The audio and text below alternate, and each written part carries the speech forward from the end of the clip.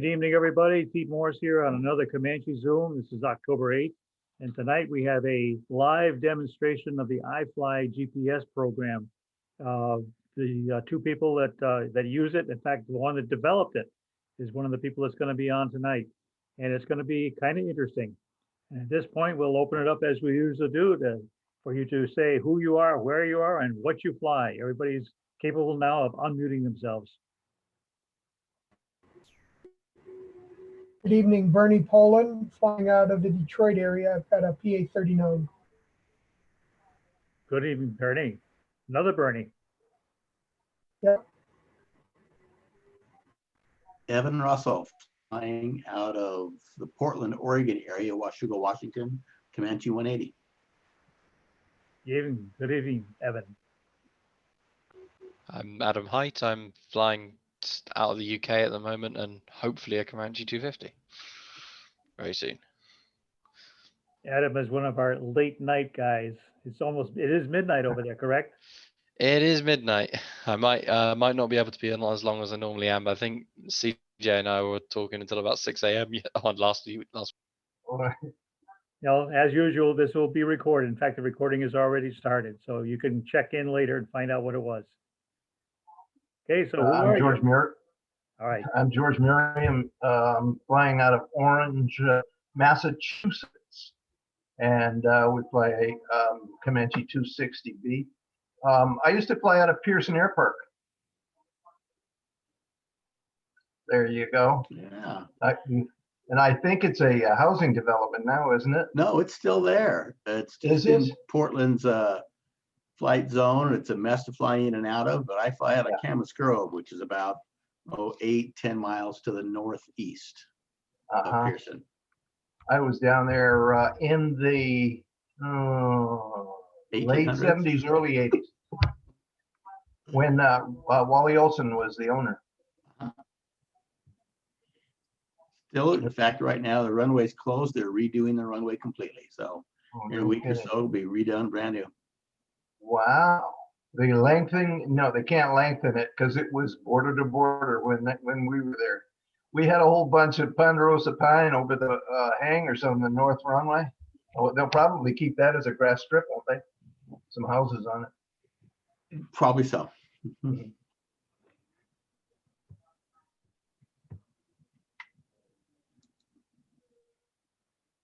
I'm Bernie Stumpf. I fly out of Westerly, Rhode Island on a 260B, which I've owned since 95.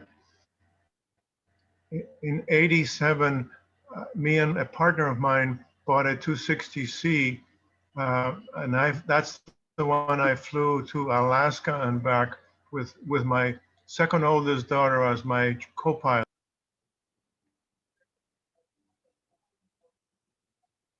How many hours did you put on to get out to Alaska and back? I think it was about 5 days going west, and then we headed to California after that, and then came back from California. So all in all, it was probably easily 3 weeks or something like that.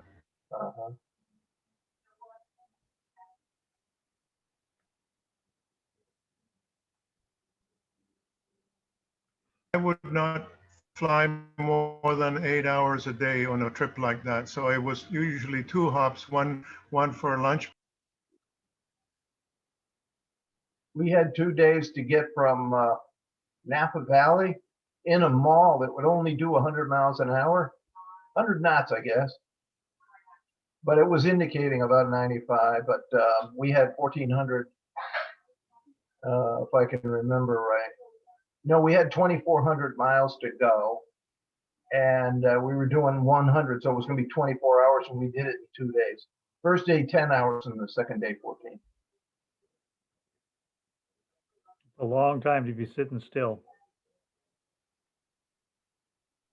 Well, you get a fuel break, and we weren't eating or anything. We were just waiting to get there.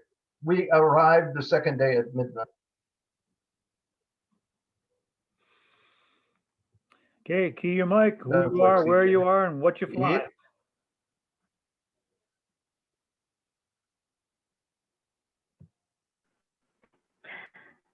Hey, everybody.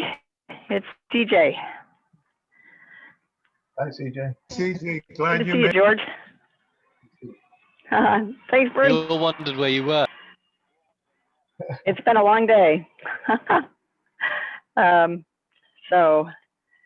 I was helping install CIES fuel senders into Greg Peel's Comanche 250 that he's renovating. I just renamed you as CJ. Thank you very much. I appreciate it, Pete. I've just got to finish some very belated invite information, so I'm going to just keep listening and go quiet for a moment. But how's everybody doing? Is everybody really sad about Seymour? I know I am. Yeah, Y'all know about that the big Comanche Summit Zach's flying. Plug got pulled because Hurricane Delta decided to go straight north before it decided to turn east. And I guess it just strikes into a category 3 and it's about to make landfall. But the big outflows, the stringers, hey Lonnie, we're already up over the coast there, so already looks like it wasn't flyable. How's this affecting everybody in your parts of the country? Damn you 2020. I mean, it's just been a heck of a year. And Lauren and I were so looking forward to meeting our Comanche friends, making new Comanche friends. And we are just so disappointed. But anyway, I'm Lonnie and my wife is downstairs gardening. You know, if you're rich, you're gardening. If you're not, you're working in the garden. But so she's working in the garden. And good to see you, Lonnie. We can all commiserate together over the weather.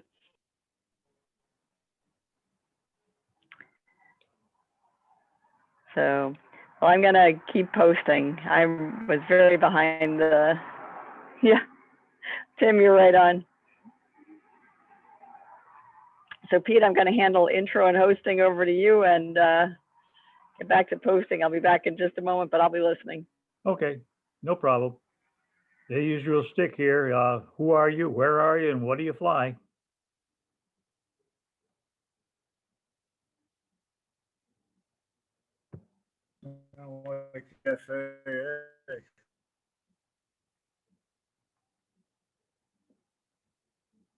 If you want to chit chat, you got to unmute yourself.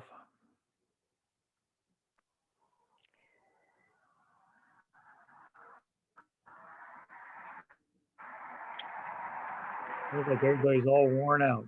While we're waiting, I've got a. I know it's been a funny day. I've got a quick update on autopilot status to some extent. Garmin's being pretty quiet.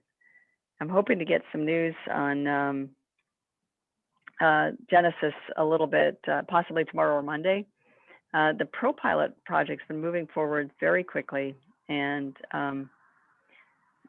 the project approval has a request, I believe, went in today to the FAA, and they're literally in the process of fitting and installing preliminarily all of the parts to submit for FAA approval. So the Comanches really may see at least 2 autopilots submitted for FAA approval in 2020, which would be about the only really good thing that happened to the Comanches this year.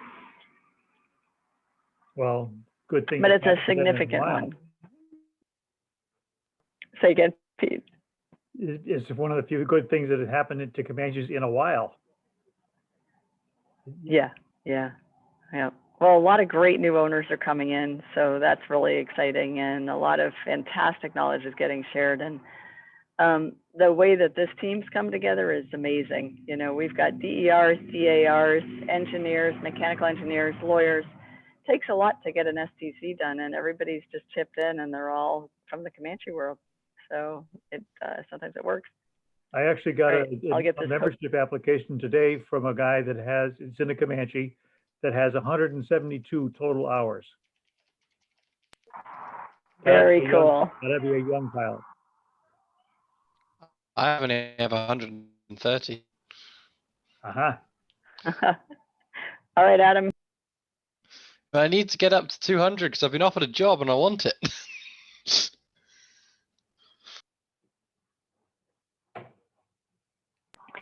Well, that's pretty cool. Most of us don't get offered jobs before we've got the right number of hours, so you Well, are doing well. I think All right, Pete, back over to you. Okay. So key your mic. Who are you? Where are you? And what do you fly? Or anything else you want to talk about? We got a little bit of time. Craig Hammond here at Lawton Fort Sill, Oklahoma. Fly a 1960 250 since 2002. Been doing a lot of upgrades here recently. Electronic ignition, dual exhaust. That you've done, so thank you very much. Thanks for being here, Craig. Which electronic ignition did you go for, Electro-Air or Electro-Air. Outstanding. We're in the process. We're about to do that install ourselves, and we've been hearing amazing things about it. I had that on my 250, my 1960 250, and it was very good. I liked it. Great so Jim far. Brown here. I've been the dual exhaust now and the electronic ignition. It's really boosted performance and cabin so much more bearable as far as heat. And I just didn't realize how much heat that thing was pushing through the firewalls. That old. Hi, DJ. Jim Brown here, Calgary, Alberta. Hi, Jim. Jim, good to see you. Thanks for being here. And sorry to miss you just a moment ago. Welcome. My pleasure. Thanks. CJ, as far as the tail horn AD is, for a while there, I understood they were trying to get this rescinded or revised, or is there anything going on about the tail horn? Because we have a lot more evidence now, empirical evidence about cracking than we did years ago. Good question, Lonnie. So in short, you're saying the lack of evidence found, is that what you're referring to? No, I'm saying we have a lot more evidence now with all the hundreds or thousands of inspections. Is there any news on the front as far as tail horn AD?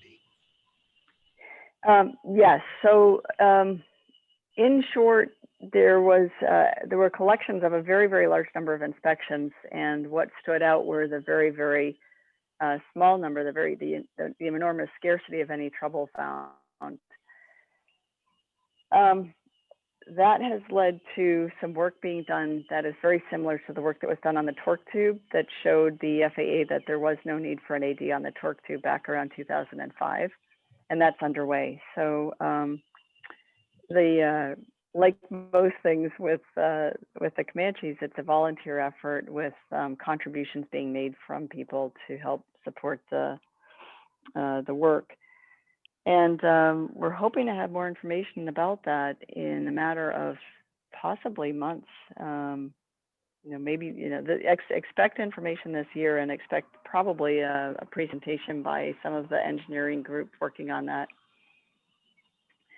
And so if the empirical evidence collected suggested that there was just nothing that affected the 260s at all. There was question marks about the very, very earliest ones built, and that is what the research is digging into, was whether there was actually something going on or whether there was a dimensional problem that caused some questionable results. So can't say much more about it now, but does that kind of help? We are hoping that we'll get a modification on that. And that will hopefully, that modification will mean that for the fact that the entire fleet now 5 years after it started has essentially been inspected, that it will essentially end this recurrent inspection. One thing that was notable, if you read the aid that came out, the FAA did note that they had been provided information that quite a large percentage of the Comanches had an issue, and they recognized the fact that having all of these inspections done was expensive, and this possibility of people putting things in incorrectly was a risk. But they said, on the whole, we can't let you go.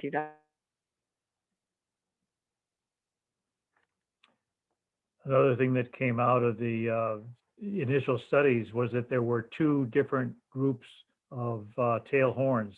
The first one All ND, seemed to have wrong. problems, and the second group of tail horns, the later manufacturing process, have many fewer problems. So that's being looked at. It's different than that, Pete. It's actually, yeah, it's even more extreme than that. But Craig, was that Craig that was saying that you had just had your Comanche rebuilt? No, that's me, Jim. Oh, Jim, I'm sorry. Yep. What That's were you saying about yours? I just had mine completely NDT'd and there's no cracks or anything. Everything was good. Mm-hmm. Has anybody who's on at the moment ever found anything? No. Nope, not on mine. No. I got an 1860 250s, no cracks when I did it. Yeah. Yeah. Yeah, I put a brand new torque tube in mine just to get the 10 years versus the 5 years. Yep. Smart. To give them time to act. Yeah, and that lack of findings has been the hallmark of these inspections. And we've been fairly quiet because until we've really got something to talk about, it seemed better not to create a firestorm. But I guess it's not really a big secret that after thousands and thousands of inspections, what we're not finding are a whole lot of dangerous tails. I think there's more damage sometimes doing the inspections than them all the time compared to, say every 1,000 hours or something.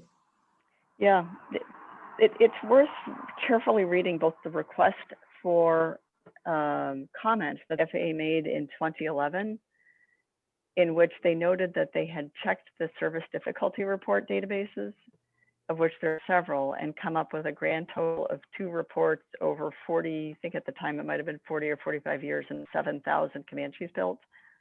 And in the actual AD themselves, in which they wrote up the responses to everybody's comments and noted that they agreed that there had been 0 accidents or incidents citing this part. And so, that was, I think, part of the reason for their call to come back with more data. It's a very long write-up. They really took their time, and I think they tried to be fair, and they extended the time between inspections a lot based on the fact that there was no evidence of any problem other than that what they had been told by an article and some of the stuff that was submitted by some of the same people that are running the ICS today. So we'll really look forward to this research being completed. Yeah, I probably would have done the Aussie horn, but when my horn was due, the Aussie was not an option. So that came after. Yeah. Yep. Well, it's going to be a very, very interesting write-up, I think. I'm really looking forward to seeing it.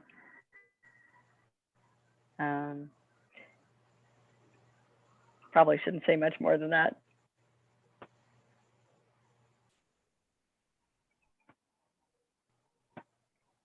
Got some time. Mike, say who you are, where you are, and what you fly. I already did, but I just want to ask a question. Okay.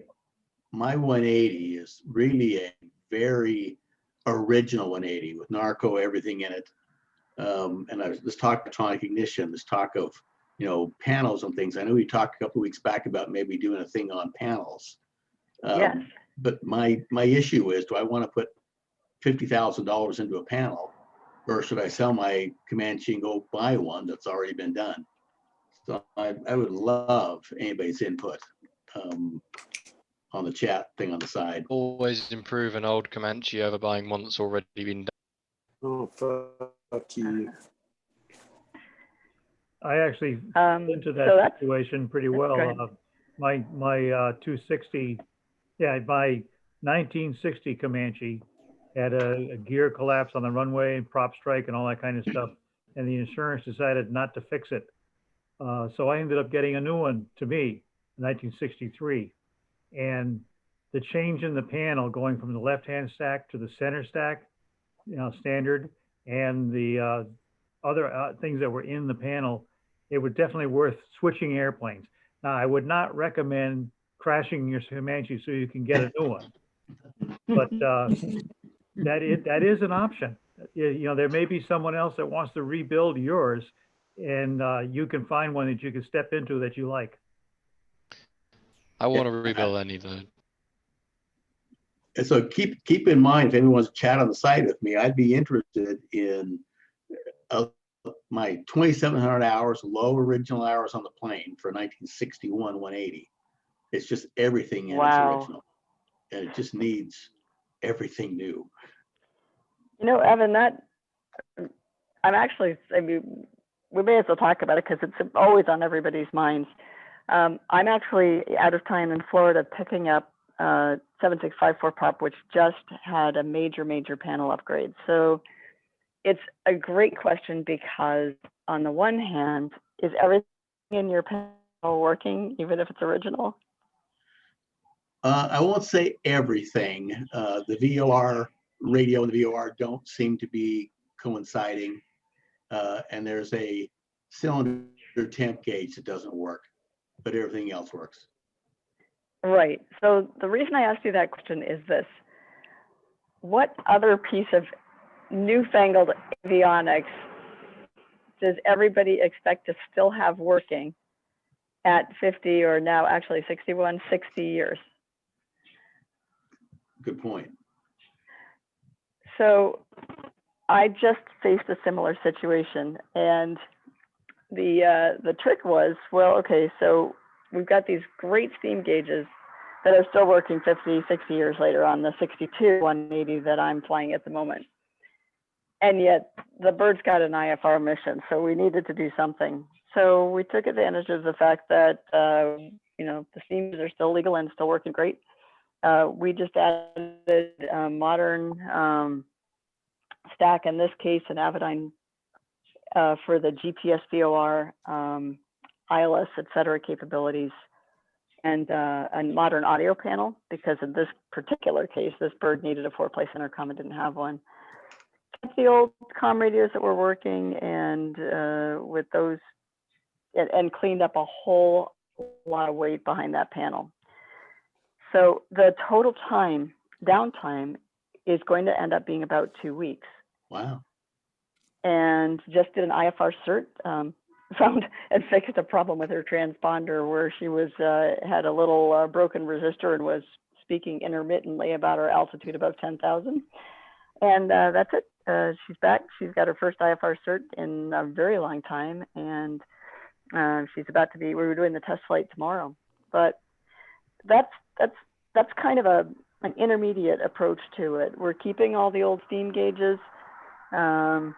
We did a very fast change to add a lot of modern navigation capability and modern audio capabilities. The new audio panel is Bluetooth. It's got all sorts of fancy bells and whistles. But the big thing, there wasn't much downtime, and we kept the stuff that was working. We just checked it and kept it. So for what it's worth. Well, I appreciate that. My concern is it's working, but yeah, like you say, it's 59 years old. Will it quit tomorrow? Will it quit 2 weeks from now? Should I replace everything, get rid of all the steam gauges, go everything like 2 G5s?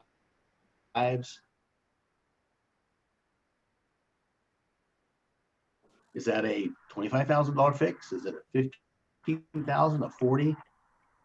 That's a good question.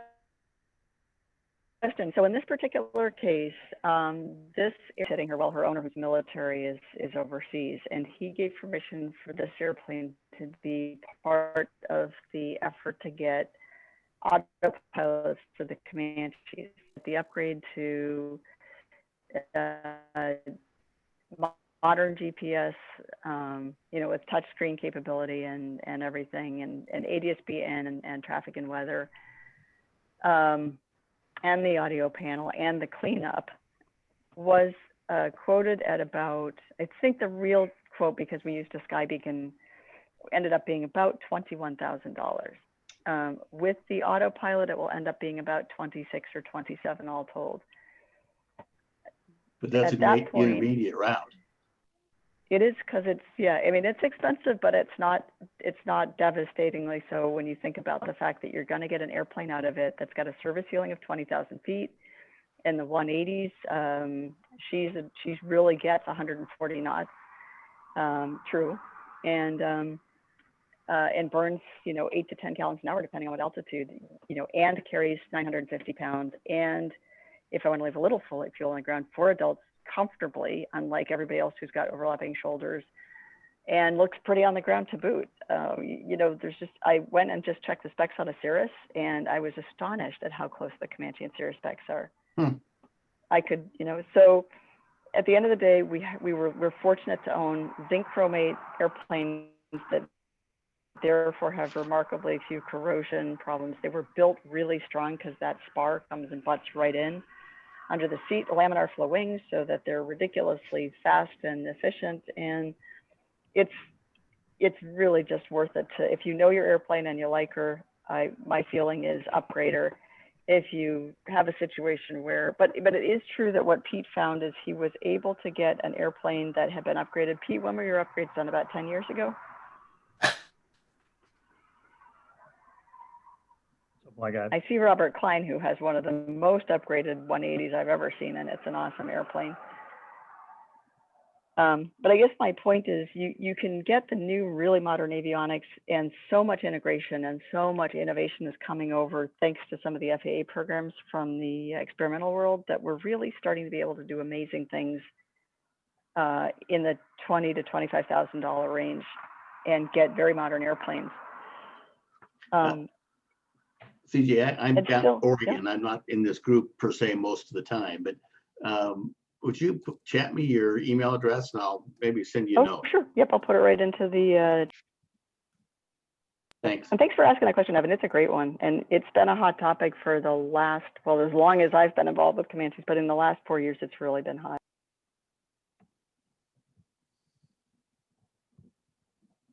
And for everybody else, while you're here, just hop in and say who you are, where you are, and what you're flying. I'll go type into the chat window. Ed Cullen, out of Texas, Comanche 250, 1961, and I live in South Lake, Texas. Don Pitts. Ed, welcome, and thanks for being here. Sorry. Don Pitts, Lovington, New Mexico. I have a 66 260B. Don, happy you're here, and that's a fine airplane. Thanks.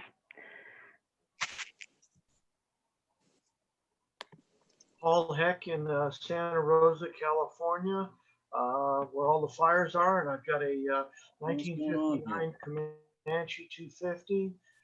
Put tip tanks on, and I can stay up longer than I need to.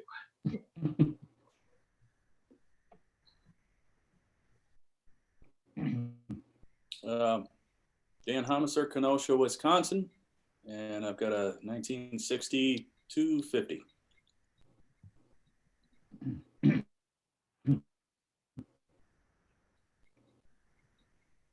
I was just reading about Wisconsin and saying it was the newest hotbed of the COVID. You experience that up there? I'm here. I'm hearing the same thing when I turn on the radio. I do a lot of traveling. It seems about the same as, it doesn't affect, except for the rules they impose because of it. It just seems the same here as anywhere else for the most part. Well, be safe. Yeah, I will. Thanks.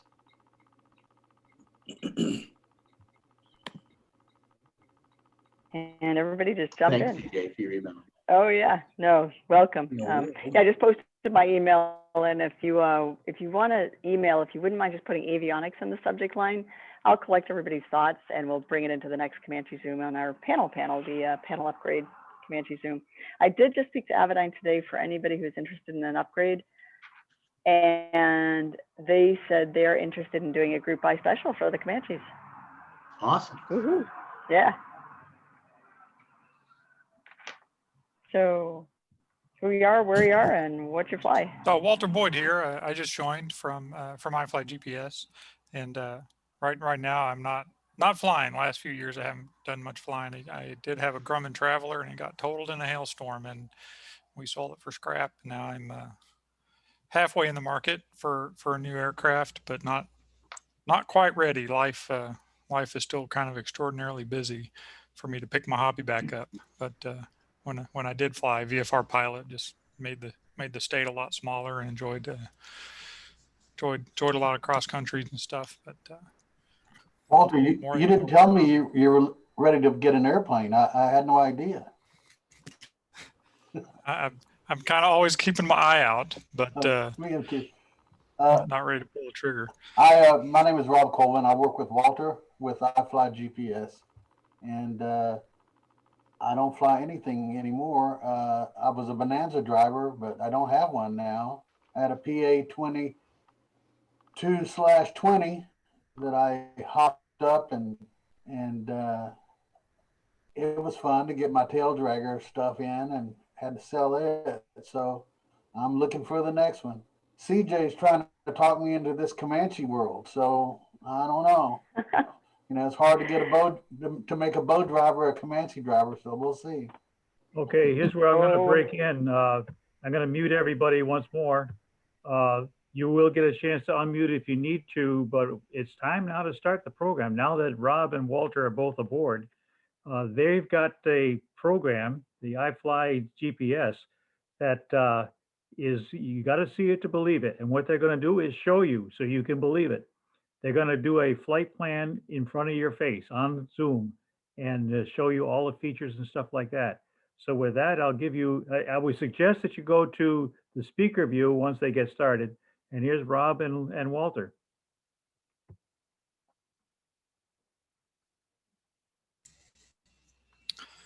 So should I share my screen here and get started? Go for it. It says host disabled participant screen sharing. Oh, then I will fix that. Hang on. I'm technically challenged for the moment here. Okay, screen share. Should be available. It should be available now. There we go. Yeah. So I'll share the app. And do you guys see my IFly GPS map there? Yes, we do. We don't see you. Thumbs up or okay, good deal. There you are. That's probably a good thing. So I don't have like a formal presentation that I was going to give tonight. I did want to go ahead and give you some background on our company. I don't know how much the people on the call here know about Adventure Pilot. So I actually started the company, me and a buddy of mine, his name is Bill Strahan. We started Adventure Pilot in 2005, and it was originally a website that we had set up for kind of like $100 hamburgers. It was a database that pilots could load their favorite flying destinations, and not just the restaurants, but golf courses and camping, all sorts of stuff. And then you can go in and search and find places. And so that's kind of how Adventure Pilot got started. I was a pilot. Bill was a pilot, still are. Just like I said, I don't do a whole lot of flying these days. But after a few years of running that website just as a hobby, Bill and I decided to build a moving map GPS. And so it was really mainly me. So I spent 2009 that year and built the application. And originally when we built this. It was not an app that you would put on your phone or your tablet, for that matter. There weren't really a lot of tablets around in 2009. The iPad was a brand new concept. It was an actual portable GPS. It was branded the IFly 700, little 7-inch touchscreen moving map GPS, and it was really really ahead of its time when it originally came out. And it's amazing how 10 or 11 years is a long time in the electronics world. I really barely remember not walking around carrying a tablet and a phone with me, but it wasn't that long ago we weren't. And so this was kind of built right at the cusp of that revolution. And then it took off. We showed up at Sun and Fun early in 2010. We'd already done a lot of pre-sales of that unit, but in Sun and Fun 2010, so April-ish of 2010, we had a booth and just sold the heck out of it. The lines around the booth were 3 or 4 or 5 people deep. We're lifting our hands up to try and show the unit to everyone behind everyone else. And it was a real exciting time. And so that's how the company got started and grew. Today, after a few years, we ported the application to the iPad and to Android and to Windows. So today, not only do we still have the hardware, our latest model is the iFly 740B, and that is it's got some good differentiators, some good reasons you might want to consider that instead of a tablet. It's a brighter screen. It's a little more rugged. It'll endure heat, things like that. But we also let you download the exact same application and run it on your Android or your iPad, and so that's kind of where most people are using our app these days. It's not from our hardware, but from the application. We do still have a lot of customers that use the hardware. We still support it, but we consider it 2 completely different markets, really. If you're wanting a dedicated unit, then you're probably always going to want that dedicated unit. If you want a tablet, you want any app to run on it, then you're probably always going to be on that. And we do have customers that have both, but it's 2 completely different markets from my perspective. So that's where we are today. And I'm going to be demoing iFly running on a Windows box. That's what I'm doing right now. And you can download this to like a Surface tablet. And we do have some customers that use that in their aircraft. But the most common usage for the Windows is, you plan your flight at home and then you can sync it to your iPad or to your phone or to your 740 and bring it into your airplane that way. But it's fully functional. The version I'm going to show you now works just the same on Android and just the same on iPad. All these features are going to look the same, act the same. They are the same. We have one code base, and that's kind of our secret sauce as to how we've been able to support all these different platforms. It's by maintaining one code base that we just compile to the different platforms. When you first launch the app, you land on a map just like this. And our philosophy when we were building this thing was to keep it easy to use in the cockpit. So we wanted to keep it super intuitive. We wanted to keep it comfortable to look at, easy to touch these buttons. We don't use complex gestures. There's a whole story behind kind of the evolution of our user interface, and it looks pretty simple. I understand. That's very intentional, and it kind of ends up working the way you would expect something like this to work.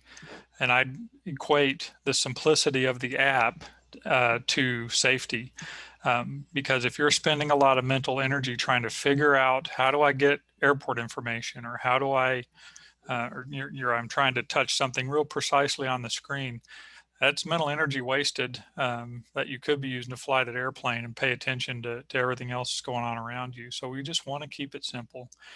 So let me start showing you some of the features here. Obviously, you can touch and pan around and zoom in and things like that. But if you want to know anything about what's going on this map, you can just tap it. And so when I tap anything on the map, it pops up this what we call a quick info pop-up. And so it recognized that I tapped an airport, and so it gave me information on the airport. But I could have been looking for weather or some navigation information about that point, or traffic. These are grayed out because they were not no data there, but there's could have been traffic or so all this information is just right there at your fingertips. And then you'll notice there's these big buttons on the screen that let you drill into more information. So if I wanted to see airport info, I can touch that and it'll pop into our full-blown airport information page. Everything you need to know about Commerce Muni in this example is on this page, and I can scroll through here and I can see the NOTAMs, I can see the runway details, I can see any other additional FAA remarks. If there's a FBO on the field, it'll give you those details as well. Let me pop up TKI, which is our home airport here. Go to airport info. Here we have a little weather summary. Fuel prices, FBO details. So everything you need to do to plan a safe approach into this airport is right here. So anyway, that's just 2 taps away, and that's going to get you information on any airport. And if I wanted to plan a flight, I can tap that airport and say fly direct to, and it's going to create a new plan from my current location. So it's actually at my house, but my current location to that airport I just selected. And of course, if I wanted to route around an airspace or drop in a fuel stop, I can just touch and drag that route line. Or if I wanted to change this departure point to actually be TKI. Very simple to manipulate the flight plan using the map like this. There's also a bunch of other layers and things like that that you can turn on and off. We're looking at a VFR map right now, but you can switch to IFR, you can switch to vector. We have a synthetic vision as well. If I go back into map mode, I can turn our synthetic vision on. And I'm in split screen mode now. You can do it this way or you can do full screen. When you're flying, this is actually going to look like an EFIS with the tapes and everything onto the side. But if you just wanted to explore, you can pan this map around and see the rest of the country and what your entire flight might look like as you're panning around. Is the refresh rate okay? Are you guys hearing me okay? Is this demo looking okay? Pete, I can't hear you, but yeah, it's looking okay. It takes a couple of seconds to refresh, but other than that, yeah. Okay, I'll try and slow down my clicks then to make sure that I'm giving it a chance to refresh. What I'd like to do now is just kind of demonstrate how I would build a cross-country flight. So I'm gonna turn the synthetic vision back off, and I'm gonna say I want to fly from TKI to LAL. So that's from my home airport, McKinney, to Lakeland Linder, which is of course Sun and Fun. And I'll hit done. And it's going to create that flight plan. And so this is kind of a long cross country here, and we're going across the Gulf. We wouldn't want to do that typically in our little airplanes, but Now you have a couple of options. You're talking ahead of the screen now. Now we're seeing this section. I'll slow down a little bit. Excellent. And by the way, I welcome anybody that would like to ask some questions while we're going. I tend to do better if we have an interactive conversation. So I don't know if that's possible, Pete. I know that Zoom has like a raise hand feature, or if people can unmute and just interrupt me, I would welcome that. Yes, everyone has the ability to unmute. Okay, well then everybody please feel free to unmute and tell me to slow down or tell me or ask me a question. I'd love to drill into any of these things. So long cross country, you have a couple of options here to finish this route. Of course, there's a lot of airspaces that you're crossing, a lot of water that you're crossing. You're going to probably need a fuel stop or two. We recently rolled out a feature called Real Plan, which does a lot of that heavy lifting for you. So if I click on the flight plan button, it pulls up this form here. And this tells me my departure and arrival, any other waypoints that I've inserted. And right now it's just a straight line plan. You can see the distance 813 nautical miles, estimated fuel burn based on my aircraft and things like that. So I'm going to run real plan on this plan to have it figure out my fuel stops and avoid those airspaces and water and things like that. First thing I'm going to need to do is pick a departure time. This is an important thing because winds aloft change dramatically from day to day. And so if you're departing the following evening, you can slide this over to your departure time. And it's going to base the plan on the weather and the fuel or the winds from 8:30 p.m. tomorrow in this case. I can select here the airspaces I want to avoid. I'm just going to leave everything checked. I can select if I wanted to find fuel stops. And in this case, I've got my Grumman Traveler still loaded. So I've got 36 gallon tanks. I'm saying I'm starting with full tank. You could be starting with, you know, half tanks or whatever. So you can override that and say, no, I've only got about 25 gallons when first starting. And so you can adjust that and set your fuel, your minimum fuel at any of your landing points, altitude limitations, whether or not you want to avoid water, and whether you have ADS-B equipment on board. Again, if you don't, it has to make some other choices about how it's routing you around Class B airspaces and things like that. So I'm going to set all this up once, and then when I hit run real plan, it's going to start looking at all of these variables and create the plan.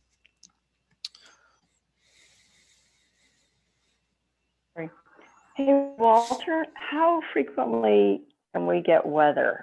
We're flying pretty fast little airplanes. We normally true at somewhere between 140 for the 180s, 140 knots for the 180s, and about, well, if we're really going fast, 165. We usually flight plan at about 135 for the 180s and 155 for the 260s and 250s.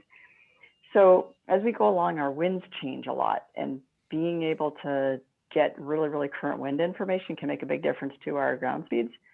And I use this. I'm really excited to be here tonight because I've used this for some really long flights, and I love the easiness of checking things in the air, and responding. But how often can we get traffic and weather? And in addition to that, I can get traffic and weather from ADS-B in, but sometimes I also, maybe I shouldn't admit this, but connect it to my phone hotspot and do the update weather from internet. And I'm not quite sure whether, like, where I'm getting my weather information from. So those are some of my questions. How often can I get weather? Where's the weather coming from? What's the difference between my ADS-B weather and my, weather that's coming over from the internet? So great question. The internet weather is up. I mean, there's a lot of different packages that we're constantly downloading to our server, which subsequently gets uploaded to your device via the internet. Winds Aloft is one of those packages that we're getting from NOAA that's much higher resolution than what you would get over ADS-B. So the winds Aloft data is refreshed every 4 hours. And we actually download a 36-hour forecast. So we have, so the highest resolution, I guess, you're going to get for that is every 4 hours. But it won't change dramatically because we're actually getting the forecast winds as well. And I want to say that forecast has about a 2-hour resolution. So even if you don't update your winds aloft during your flight, it's going to be looking at the forecast winds from when you downloaded it, X hours ago. Does that make sense? Other data packages like METARs are updated every few minutes, but we don't know which specific airport might have updated. So if you ever curious how old your updates are, you can hit the map mode button. You can see here the last time it downloaded METAR data was 6 minutes ago, and last time it downloaded NexRad was 1 minute ago. So it's going to update really frequently if you're on the internet. And when you're connected to ADS-B, your frequency goes down and the resolution of the data goes down, but it's still updated pretty frequently.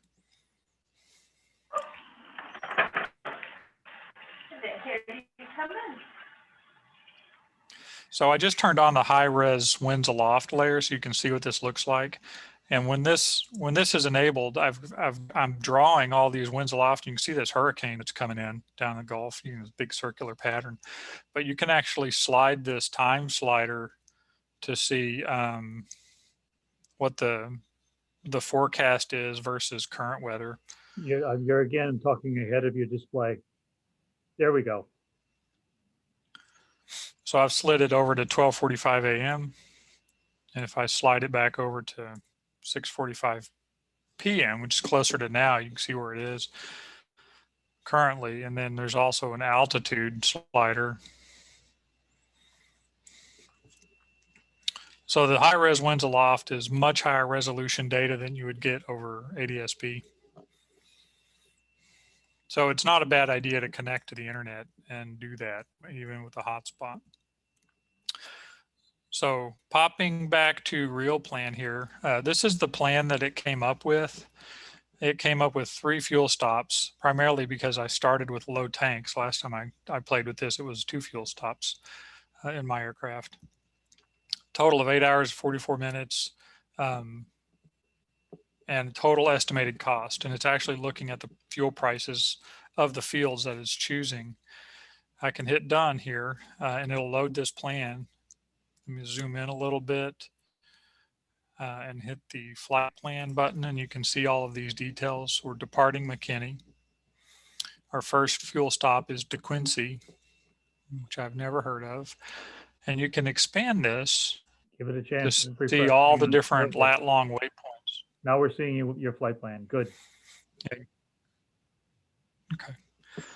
You can see all the different lat-long waypoints that we've added between each of these stops, or you can collapse it and just see the specific airports.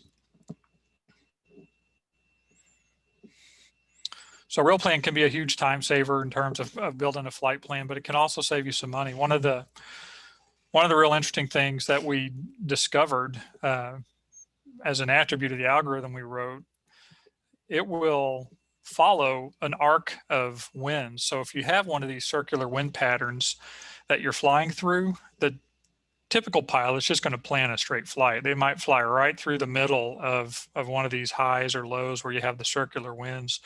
And so the first half of the flight, they're crabbing one way, and then the other half, they're potentially crabbing the other way. Whereas if you were to follow that arc of wind with doing a lot less crab and just follow the winds, you can save time and money on that flight. Money, obviously, because you're burning less fuel just going direct. It'll actually find those, and we found some flights that it was doing that to. It would put these big arcs in, and we had to kind of research it out to figure out why it was coming up with those cheaper routes. So it's really been well received. We are having to jump around a bunch of airspaces on this particular flight.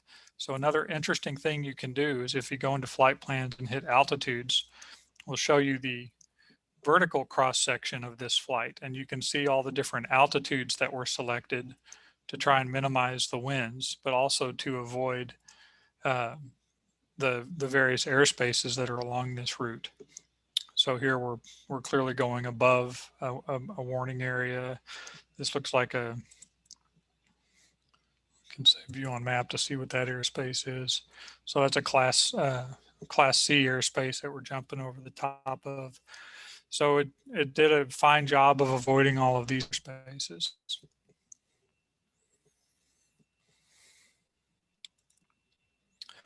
And when you're ready to start flying this airplane or flying this flight plan, you hit the recenter button, which is this green target here. And now it's a moving map application. And so when you start flying, the aircraft's going to stay on the map, and the map's just going to move underneath you. I can simulate this by turning on simulation mode, and I'm going to select the show simulation controls, and this lets me pretend I'm flying the airplane. So now I have this little control that appears on the map that lets me speed up and slow down and turn and things like that.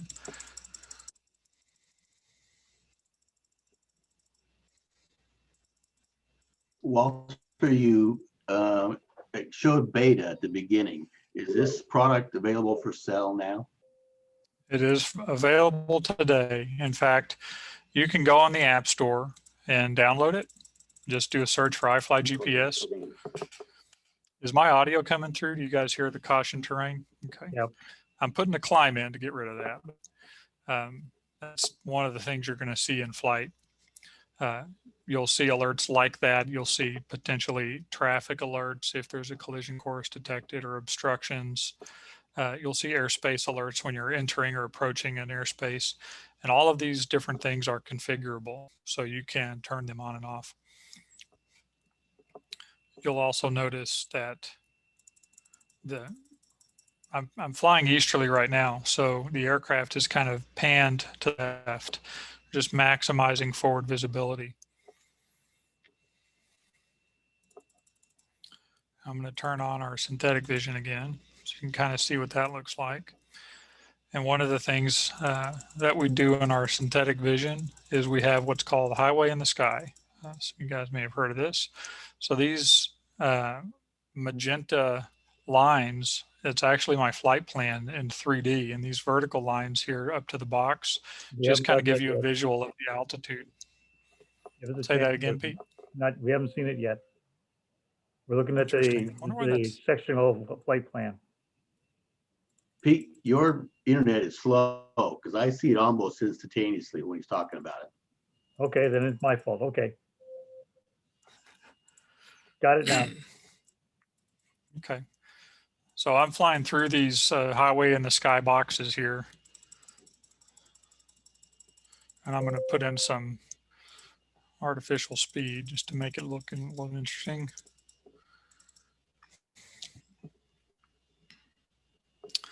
If you have a ADS-B device that supports AHRS, like a Stratus or a Stratux or some of the eye-level devices, then you'll get full pitch and tilt, bank, etc. on the synthetic vision.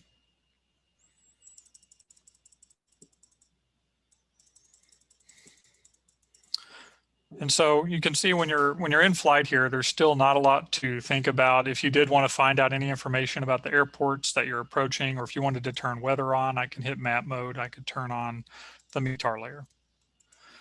Once enabled on the map here, we're going to see all these green dots that we've added, or red dots or blue dots. These just represent the conditions at that airport. So if you wanted to see, why is this blue dot up here? You can touch it. Pick the weather tab, and you can see at a glance scattered, broken. So that's what probably the attribute that's driving that marginal VFR setting there. You can also scan down and see the METARs for any nearby stations. We can switch over to the forecasts and see the TAFs for that station and any other nearby stations. Winds aloft. This is the ADS-B style winds aloft, so it's not as high resolution, but you do get, at these different weather reporting stations, you can see what the reported winds aloft are, and that's constantly updated when you're connected via ADS-B.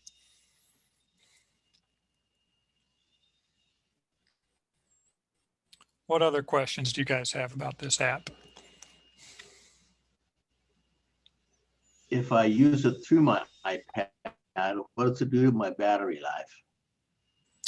We're actually a lot better on battery life than some of the other apps out there. It is going to consume it, of course, mainly because you're leaving your screen on somewhat constantly. It really depends on your device. Some of the newer iPads, you can leave them plugged in and it'll just run forever. There's some of the older iPads would actually deplete the battery a little bit faster than it was capable of charging it. You're still going to get 8 hours, 6 to 8 hours out of it if it's plugged in. Android is similar, just all depends on the model.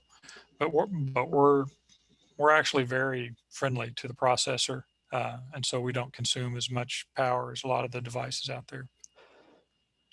Are you climbing through 20,000 feet now? Yeah, it's my Grumman. You know, it really had good specs. I'm going back into a descent. In fact, I'll do like a crazy descent here so you can see what kind of alerts we would give.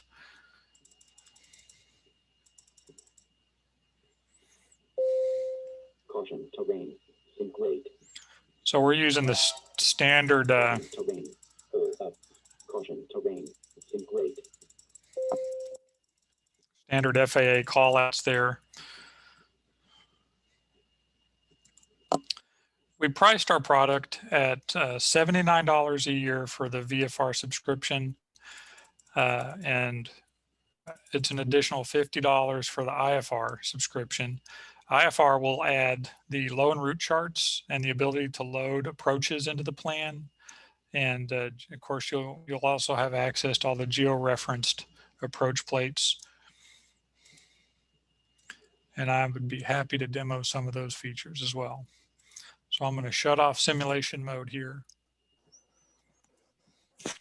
I'm going to create a new flight plan into an airport with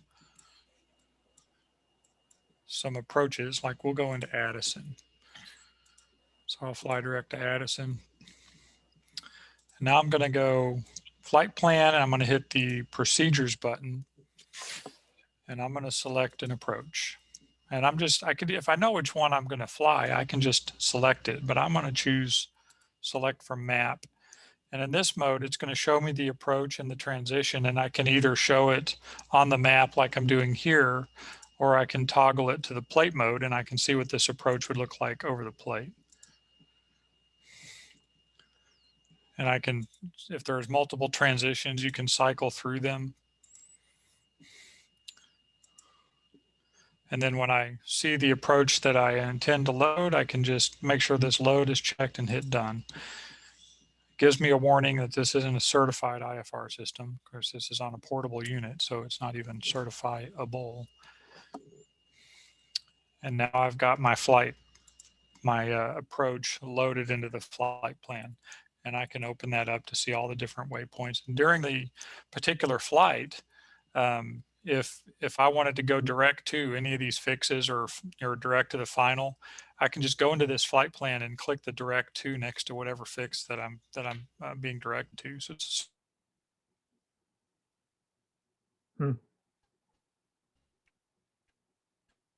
and then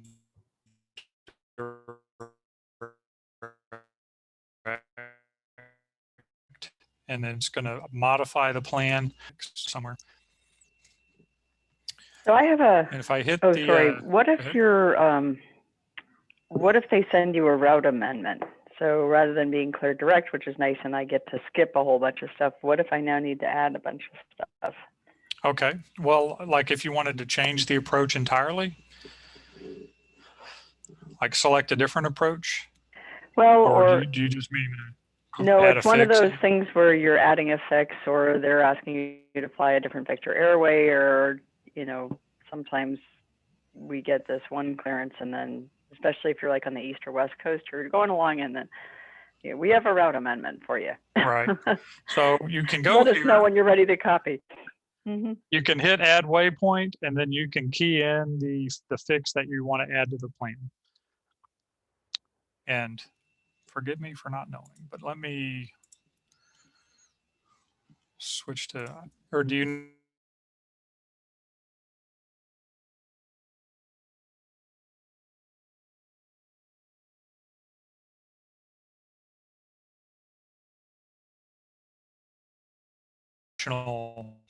position for this flight plan? And so that was added to the plan. You can also add it manually, like you can drag this route line around to add things, or you can just remove waypoints by touching the flight plan and remove waypoint. So it's pretty easy to either type it in to add it, or just touch and drag this route line to add it in. You had asked about loading a Victor Airway. We have a similar process for that. So if you wanted to do DFW to Atlanta and you wanted to add a Victor Airway. And can we add a Tango Airway?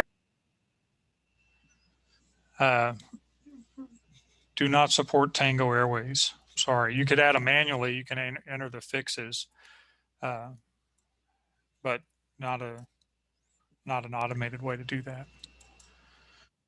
But if I did want to add that Victor Airway, when you say a Tango Airway, I may not understand exactly what that is. Is that like the high altitude? Well, no, it's is George Merriam. Are you still on, George? Let's see. Yeah, so Tango Airway is GPS airway. Oh, okay. I'm not even familiar with Yeah, that it's term. some low altitude chart. Okay, well, I wonder if it is supported. I'm sure it is. It'll be on the low altitude en route chart. Okay. Yeah, there's Victor Airways and Tango Airways Q routes as well. I'm pretty sure we found it because George is a CFII for 50 years, and the reason I asked him and the reason I asked you this is initially, so George and I were flying with IFly, and we got a request to use a combination of Victor and Tango Airways, and I was a little behind the power curve, and I was like, Tango Airways, what the heck? And then I had to go turn on the IFR instead of the VFR charts and then go hunting. Yeah, well, I'm hunting now. They all have V's on them, so. Right. Oh, there's a Tango Airway right there. Okay. Oh, there's one. Yeah. They're usually GPS because they may or may not go because all Victor Airways go from VOR to VOR. So I'm going to try and drag that Tango Airway in just to see what it does.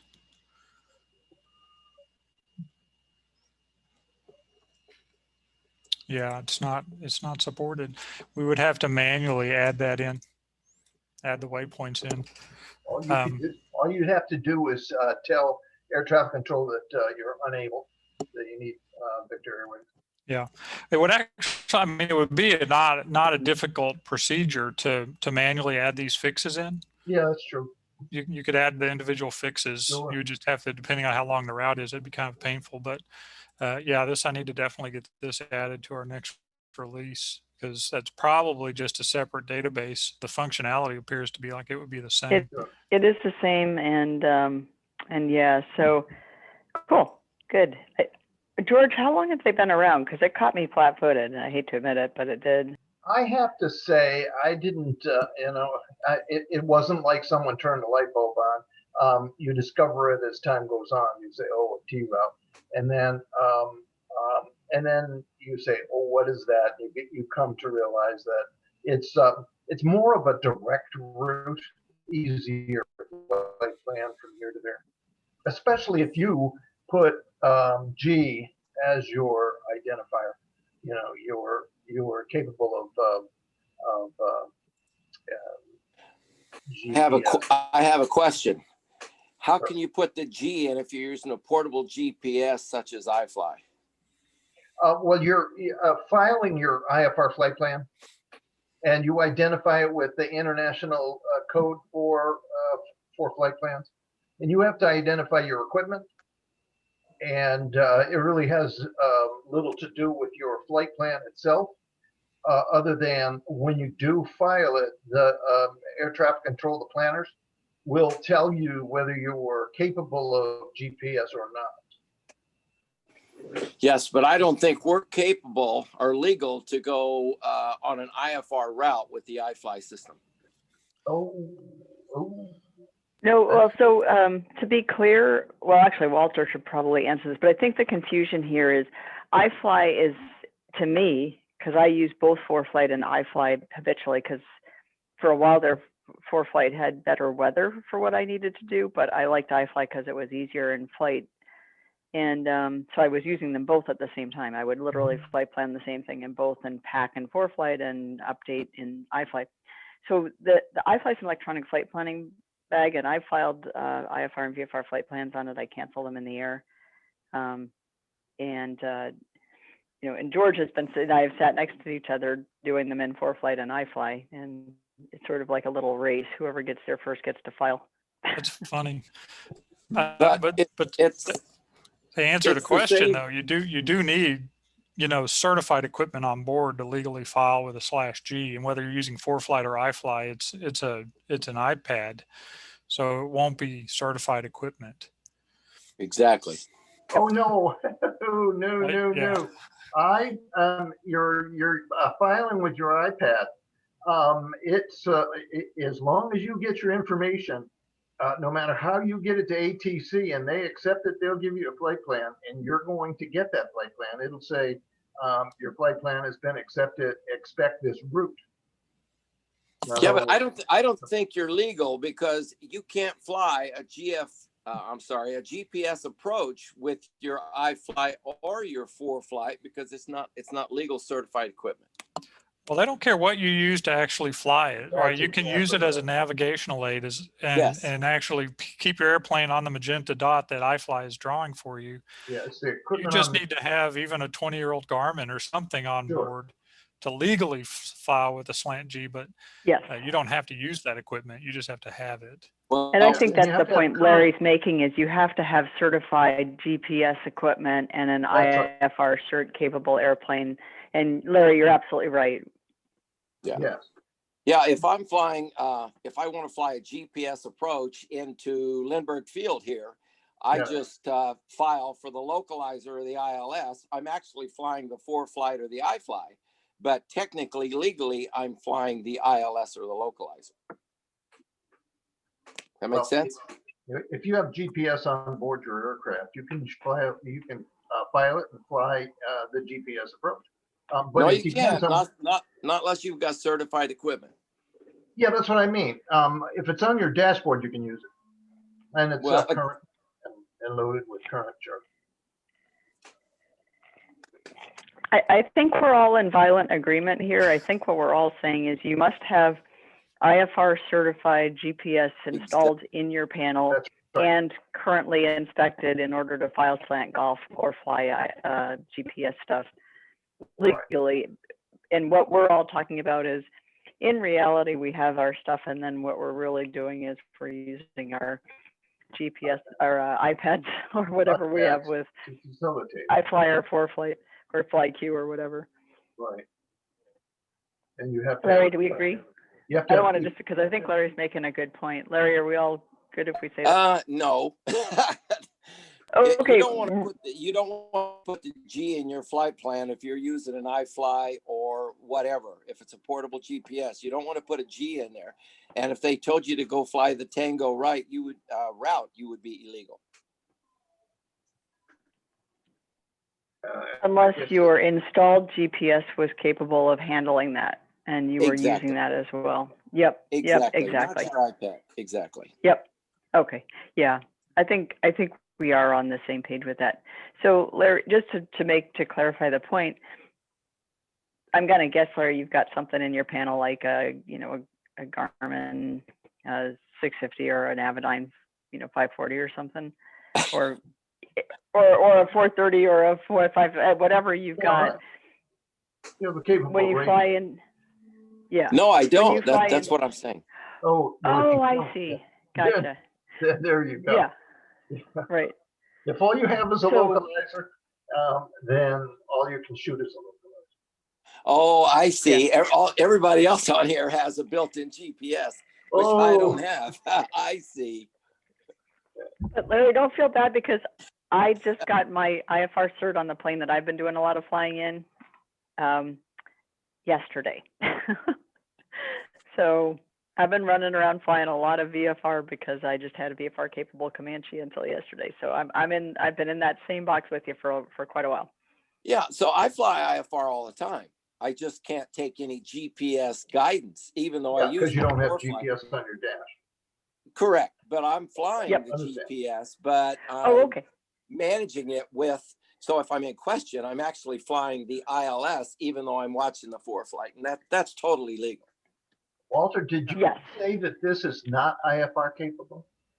Well, it's IFR capable, absolutely. I mean, we just loaded an approach and an airway, and so we have all sorts of IFR capabilities. I just said it's not legal to file /G with just an iPad as your only GPS on board, which I think we're all in violent agreement about.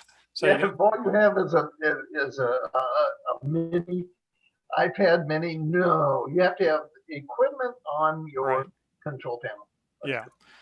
Yeah. So yeah, there's a level of confidence you get with certified equipment, or I should say there's a level of confidence the FAA has with certified equipment. Even though it's ancient, it may not be as accurate or reliable. It's what they require. You need current charts, and the current charts are going to be in your iPad. Yes, they will be. It's much easier to have current plates and charts than it is when you're dealing with paper. I think the word you're looking for is installed. That's right. Yeah. Yep. Installed. It has to be on your panel. And it has to be certified for IFR because all GPSs are not certified the same. Some of them you have to have a photostatic check. Well, that's So separate. let me throw a random question out to the group, because I know a lot of people on here probably use ForeFlight or some other product other than ours. What do you like about that, or what do you not like about that? And that can help me give you a demonstration of how we would address that particular issue or feature in our product.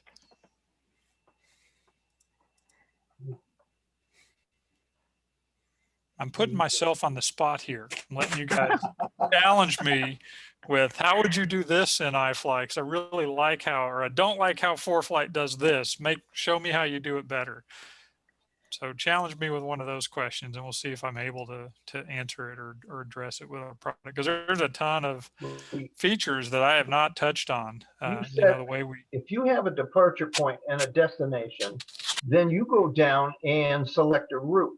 And the route is going to identify a commonly used route based on whether you're flying a turbine-powered airplane or a piston-powered airplane and what altitude you're going to use. Then you can select the route. But I'll tell you what, even if ForeFlight gives you the route, not necessarily what ATC is going to give you, because you want it to fly right through the Class Bravo airspace, and ATC disagreed with you based on your altitude. Right. So they're going to give you something other than what you received on the flight plan. So get ready, because they're going to give you a different route. Right. And that's one of the things we tried to make super easy to just to tweak your route en route. I like it. But one of the things we've tried to do though is make sure that this is easy to use in flight in the cockpit. And quite honestly, touching and dragging that route line to drop in a new waypoint, that's easy to do sitting at your desk. But if you're bouncing around on a hot sunny afternoon, that could be a difficult maneuver. And so what we've actually allowed you to do is just tap somewhere on the map to get the pop-up, the quick info pop-up. And from here, I can click flight planning and insert into plan, and then pick that lat long waypoint. And so it's going to do the same thing as if I touched and dragged the route line, only it's not a gesture that requires me to touch something precisely and drag it precisely. I can tap the map, get back to steering a little bit, the aircraft, getting it wings level again, and then go hit the confirm button to move that route plan. So we've tried to do a lot of things like that to just make this easier to use in the cockpit. George, I use ForeFlight, but for $79 a year plus $59, I can't afford not to go try to use this. I mean, this looks really easy. Yeah, and it's free to try. It's 30 days free trial. I just noticed that someone asked the question, does it also run on Android? And yes, the answer. Yeah. My problem with putting another one on is the learning curve for one, but the space on my iPad for the other. The ForeFlight takes a lot of memory, and now we're going to put iFly that takes equal memory. I may have to buy another a stronger iPad to facilitate both. Yeah. I run both simultaneously. So my question would be, when I'm planning a flight, so to answer George's question, I actually simultaneously run ForeFlight and the IFR capable version, multi-device version of IFly on my iPad, and then my backup in-flight device is iFly running on an Android. So I literally am running, so I do a quick 3 EFB update when I do my flight planning, and I update my Android, and then I ask both EFBs on my iPad to update. But you've seen this, I tend to run in flight using iFly because I'm able to react more quickly with it than I am with ForeFlight. But the reason I still am carrying around ForeFlight is because, and here's where I wanted to ask Walter, I find that sometimes I get more information about cloud tops and icing traditionally on ForeFlight. And so I'd love to not have to do this crazy update everything all the time. And I was wondering what your weather features are. So we do have a lot of weather features. We do have more coming. And you mentioned cloud tops and icing, and we have icing from a METS perspective, a SIGMET, and what is that called? Mm-hmm. The AirMed SIGMET. So you can get icing that way. ForeFlight does have really nice icing and cloud top information, which we will be adding as well. It's on the development to-do list. Don't have a date for you yet, but I will say that next year, early next year, we're going to have some really super exciting features that are rolling out that are going to blow you away, and improved weather is right up there on the top of our list of features that we're putting in the next major release. So look for more on icing and cloud top soon. Yeah, good question. Watch out with too many options, because the simplicity is what we were talking about originally. Look for simplicity when it comes to some difficult IFR flying. If you have too many options, now you are confused as to which one you use. If you have 3 options, you are triply confused. Correct. Which one works the best? You can add one radio. If you add one radio, well, we're human. We can do one thing good. Give me 2 things to do, and I'm going to be half as good.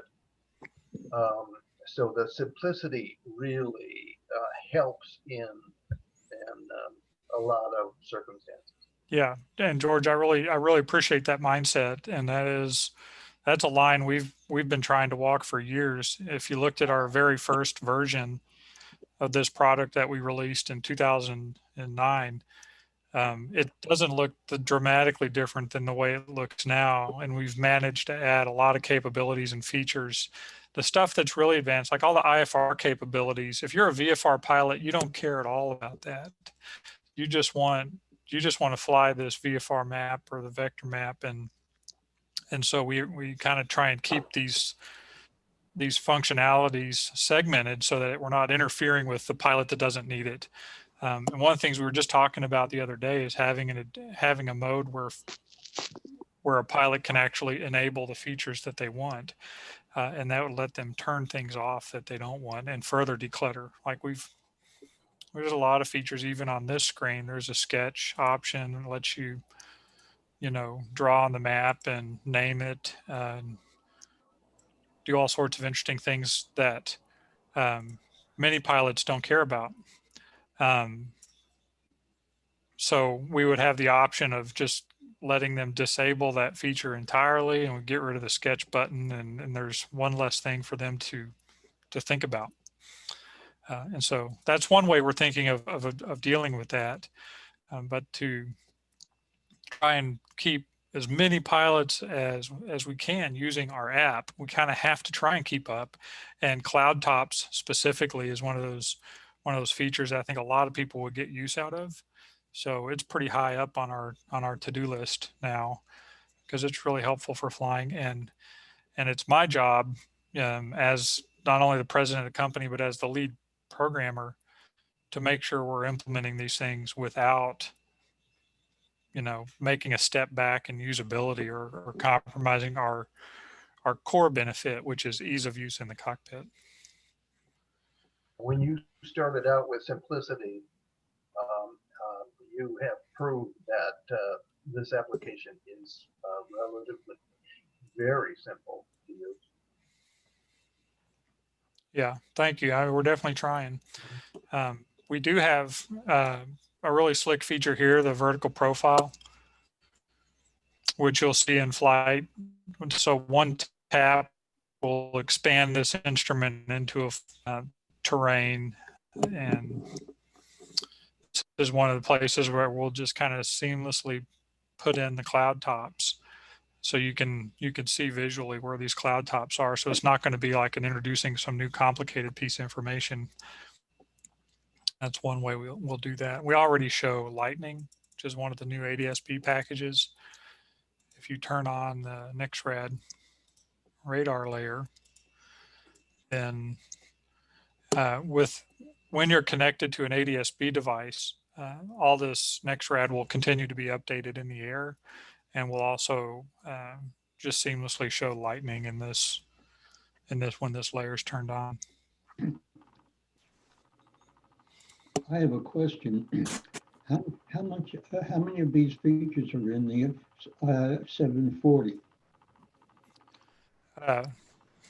Everything I've shown you is in there with the exception of Real Plan. So that one little feature I showed you that created that long VFR plan to Lakeland, the 740 does not have that capability. Everything else is going to be identical on the 740. Now, the way you would get that plan onto the 740 is you can build it on your phone or on your tablet, and then there's just one button to sync your plan to your other devices that are connected to the same network. So you could build that Real Plan on your Windows box or on your phone, and then push a button and sync that plan to your 740. Walter, I just wanted to say I've got the, I think I bought the 700 from you out in Oshkosh probably 10 years ago. And I have to say your customer support is excellent. I used to call and talk to Ed. I think he's from San Diego also. And I've actually spoke to you about customer service. And you can't do that with ForeFlight. So I did want to say that about iFly. Yeah, I appreciate that. We do try and answer the phone when it rings, and that is a differentiator right there. Most companies don't. Thank you. Yep. Can you go back to the? Oh, sorry. Go ahead. I have a question. Do your charts cover Mexico and Baja and approach flights? Our charts are U.S. charts, so we have the FAA's charts. We do maintain the older WAC charts on the system, so you can still see Baja. And we have basic information on airports for Mexico and Canada, so you can see the locations and the codes and plan your flights and things like that through Mexico. But I will say we don't have exhaustive data like we do in the U.S. because we're using primarily, FAA provided databases. Caribbean, the same? Say again? The same goes for the Caribbean? Same goes for the Caribbean. Yeah, you can. It's a real useful tool for all your flight planning, and we've got all the airports and things like that in there. Yeah. Does the weather work for the Caribbean? It does, actually, of course. Yeah, we do get our high res winds and METARs and things like that for the Caribbean. And this is another thing that you'll see a big expansion in next year. So we'll be procuring additional databases and adding additional services for more international. A question for. Do you want to? Oh, go for it. Yeah, go ahead. CJ, what iPad are you using that you have both ForeFlight and iFly? I'm using an iPad Mini 4 that I bought on Amazon used for not very much money. They have certified refurbished ones, and it's got let me see. I actually have it here because I'm going to be flying with it tomorrow somewhere. I think it's on the charger. I did try to put in a fair amount of memory and storage because I've got all of my flight books and stuff on it. And then if I'm going to be flying something where I just don't, want to make sure everything's really fast, I just basically try to run, I don't run 53 apps while I'm trying to fly with both ForeFlight and IFly running. Right. And then my ADSB is coming from a UAvionics ADSB, the Sky Beacon, but I think, doesn't it pick up, I know that when I go to select my source, I've got like a big long list of ADSB in sources that I can pick from. Walter, do you want to talk to that? I'm sorry, I was reading all these questions. I missed yours. Oh, I was saying that my ADSB right now is coming from a UAvionics Sky Beacon, but it gives me this long list of ADSB sources that I can select from. Yeah, and you don't actually need to select from an ADSB list now. We support just about everything out there. It's easier to say what we don't support, which is the Garmin ADSB receivers and the ForeFlight specific ones, like the what are those called? Sentry. We don't support that, right. and that's because ForeFlight encrypts those devices, so no one else can use them. Yeah, so we support everything else, like all the UAvionics products, the Echo and things like that, and the latest Stratus 3 is a really good device. Level Technologies has some products that we support, and we support a lot of the older devices, like the Sky Radar, which is with the original ADSB. We still have customers that use that. And Sky Guard, the ADSB in and out for non-certified. Yeah, the list's pretty tall of what we support. Electronic logbook. So we do have the ability to export your flight plans. And so we partnered with MyFlightBook to support their formats. And so you can, with a couple of taps, pull up your flight trail and get rid of this and export it. And basically this will send that flight plan or that flight trail to my logbook or MyFlightBook. And then they'll import it, and then you can annotate it or insert pictures or do whatever you want to, but it'll automatically figure out your departure and arrival airports and flight time and night and versus day and all of that stuff. So yes. I'm kind of vulnerable because I've been using ForeFlight for a couple of years, and all of my flights have been logged on ForeFlight. If anything happens to that iPad, I'm in serious trouble because that's the only place that information is. Does ForeFlight give you a way of like exporting it to another utility or another tool? I expect they do, but I haven't explored that. I need to at least back up the iPad because I'm real vulnerable right now. Yeah, that's a little scary. I mean, that's. Oh yeah, that's why I'm mentioning it. You said that other logbook that you export to is what? MyFlightBook. MyFlightBook. Yeah, and they're a popular and they're a free utility too, so they don't charge anything. Oh, good. Yeah, and it's got a lot of functionality. You can have CFIs sign it for you, sign different flights off, and can hold your certifications and upload imagery. And yeah, that's what is nice for CFIs and students is so that you can switch back and forth. Encourage them to use that MyFlightBook or ForeFlight. Otherwise, the only thing I'm using is ForeFlight, and so they have to have ForeFlight in order to sign their electronic logbook. So right. So it's nice to have flexibility. Yeah, ForeFlight.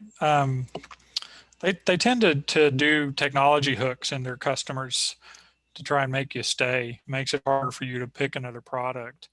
If you buy one of their ADSB devices, a lot of guys realize later that ForeFlight is the only product that can use that device. Except So for the Stratus 3?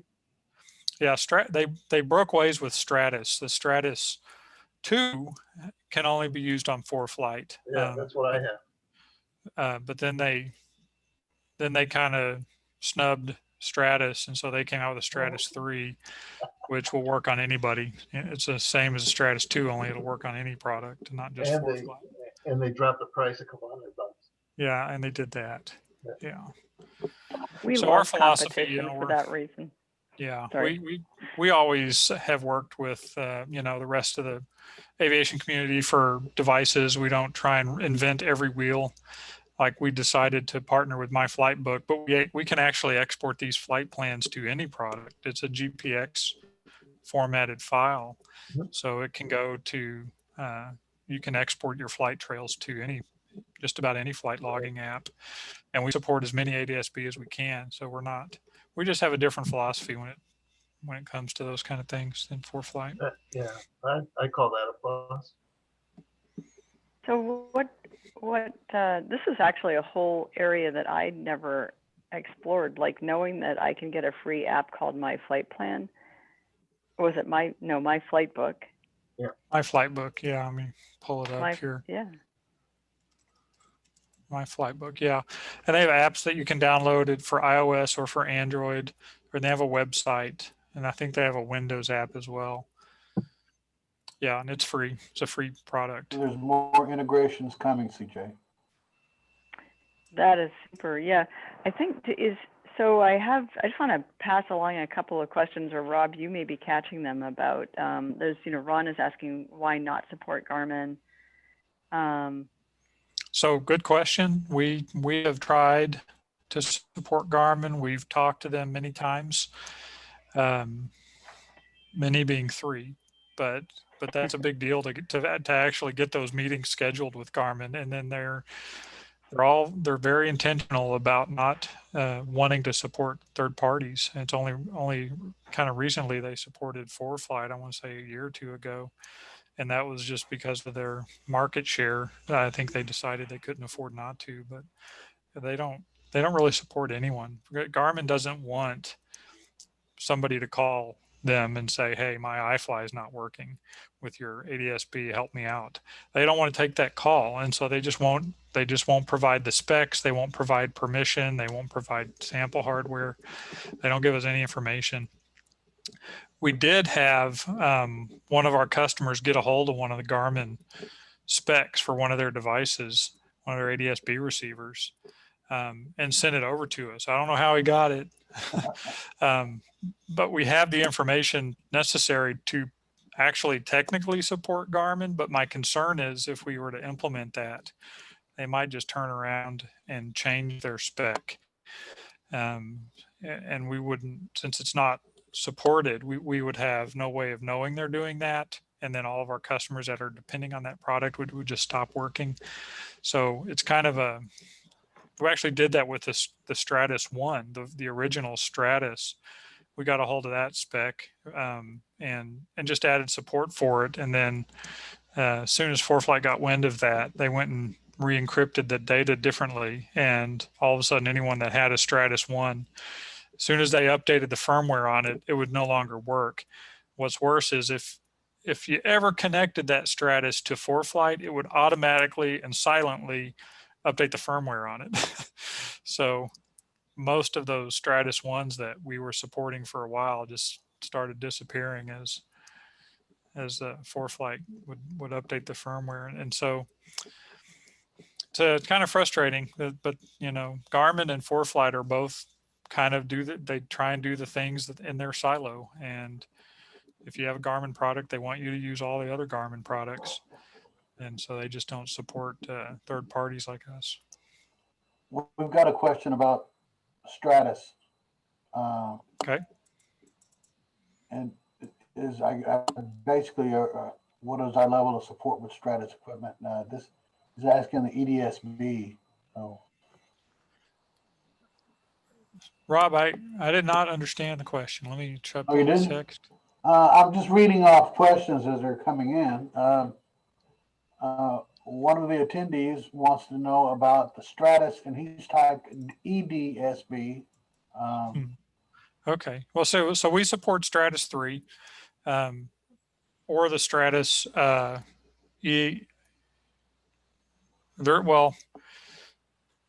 you can buy a Stratus in and out unit as well. So if you get their transmitter with the receiver, I forget what that acronym is, but their receiver you get is basically a Stratus 3, and that works great. That's a really good product.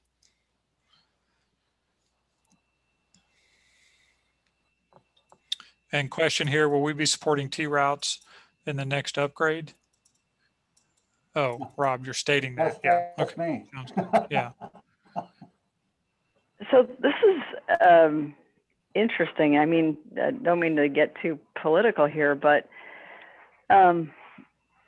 because I was just going through a panel upgrade with a Comanche on a budget, I was talking with some different people, and you know what you're pointing out is we have some very large vendors of good quality products. You know, Garmin and ForeFlight are great products, but the question I have is you described some of the actions taken to try to establish a really strong position in the market, and you know, use the strength of being a very strong player. Is the actions that they're taking to defend that position, like, you know, changing their encryption, et cetera, don't seem very safe. Because if I, as a pilot, am depending on an interactivity and suddenly it goes away, I mean, Walter, you just described making a development decision based on that risk and possibility, but from the standpoint of being out there in the middle of the sky using this, I'm wondering if maybe, I hate to suggest regulation because I'm just fundamentally, we don't like more of it, but if large players are going to use their positions to do things like change something without telling anybody, that just doesn't seem very, very safe. So I'm wondering if, as you know, from the position of being an innovative small player, do you see kind of a small player group getting together to try to say, hey, look, here's what we're seeing, and could we please have some rules to go by so that we don't leave people stranded in the middle of the sky, for example? It's kind of a regulatory policy question, maybe.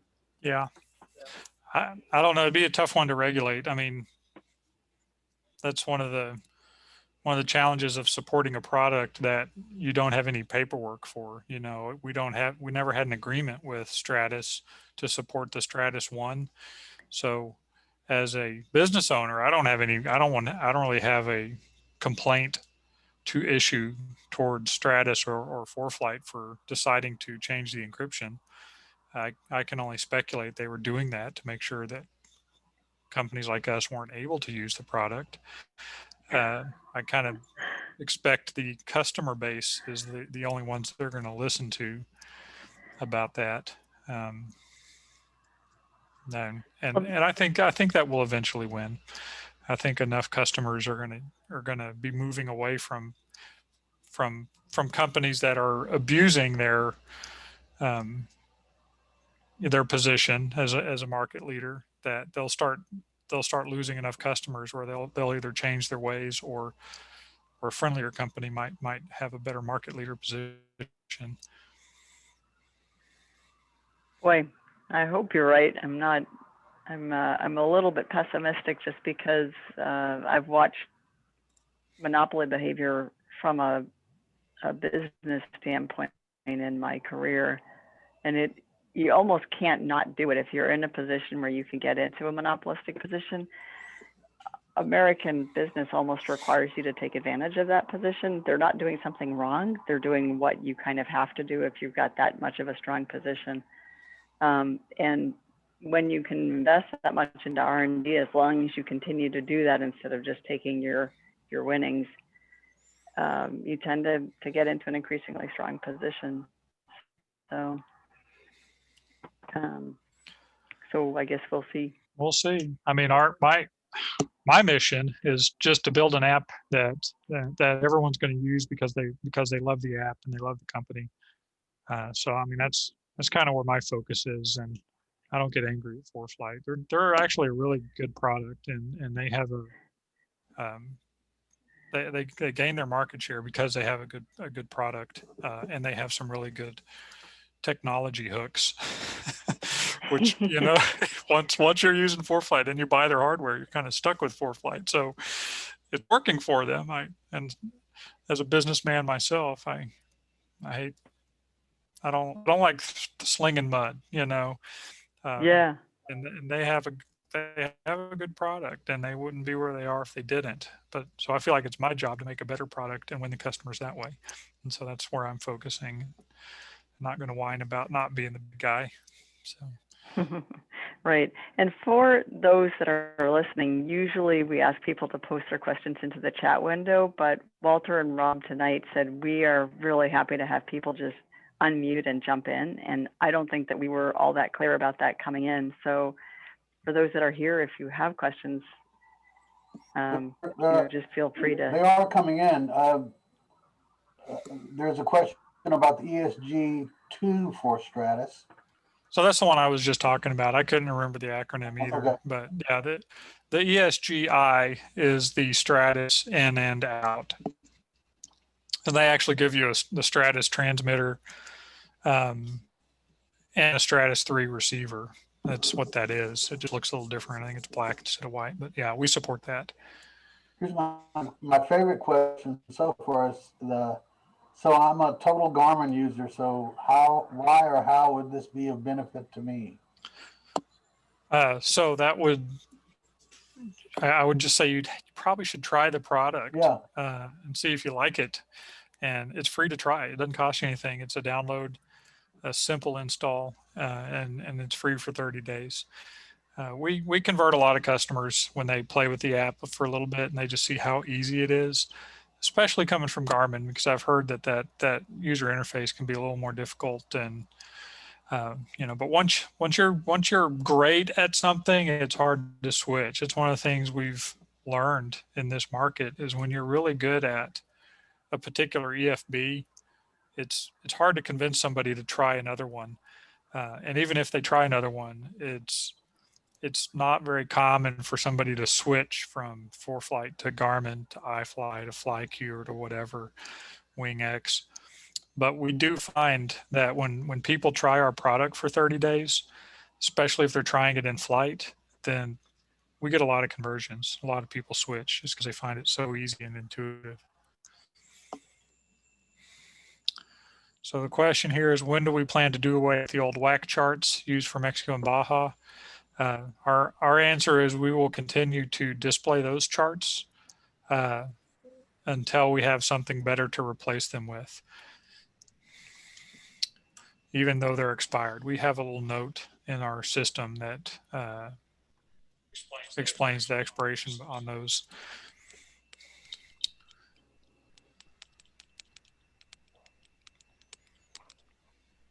There probably will come a time we have better charts, though. We actually have started processing the Mexico charts, so we'll have those directly available. The Mexico charts are not near as good as those old WAC charts. Oh, really? I didn't notice. I mean, I've never actually flown these charts to Mexico, but it didn't seem like there was a whole ton of data on here. You've got some VORs and stuff, but yeah, the WAC charts are a lot better for down there. Yeah, that's what we're looking at here, I think.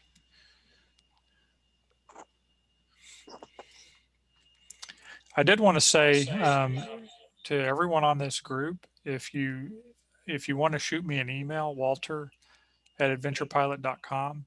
If you try the app and decide to subscribe, shoot me an email and I'll give you some extra months for free when you actually update your subscription.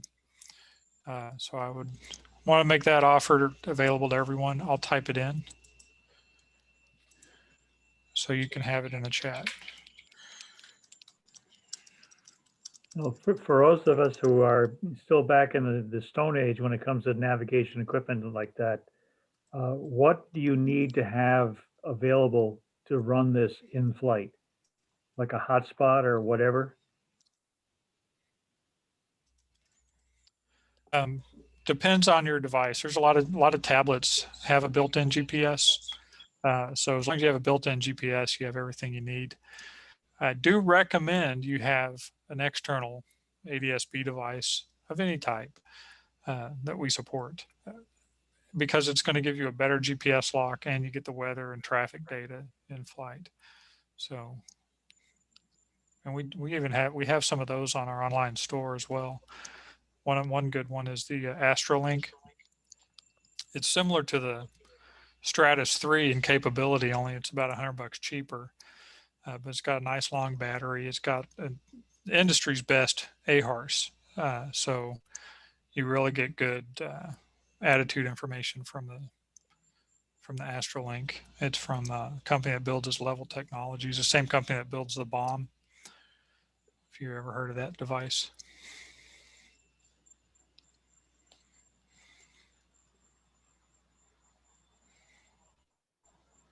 Builds a what, Walter? The bomb. The bomb, yeah. The bomb is another product we support, but it is a module that bolts onto wing of your aircraft. And it looks like a bomb, and it's made to go on. It's a full instrument stack, so it has airspeed, it has angle of attack, it has temperature, it has ADS-BN, it has all sorts of crap on it, and it's got a little propeller that actually spins in flight and charges the battery. So you don't run one wire to this thing. You just literally bolt it onto your wing somehow, and then connect your tablet to it via Wi-Fi, and you have a full instrument stack available, and it's all being driven from that one device. So Level Technologies is the company that builds that, and they also do a bunch of ADS-B devices, and they're doing some clever things.